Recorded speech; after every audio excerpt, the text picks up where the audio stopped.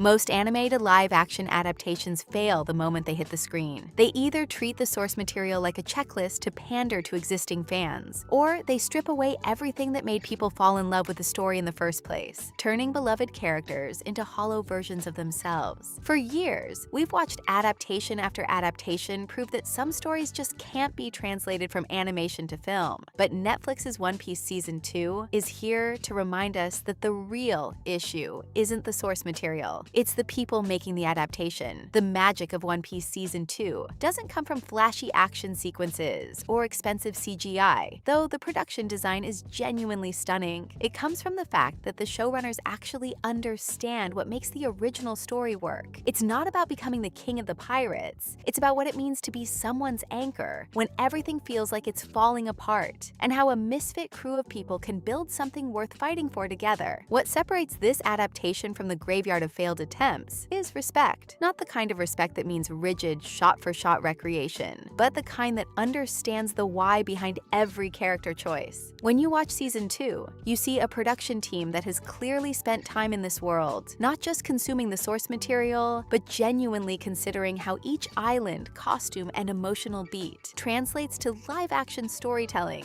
The attention to detail is everywhere, from the vibrant, slightly exaggerated costume design that matches the manga's energy, to set pieces that feel like stepping into different worlds rather than watching a standard adventure show.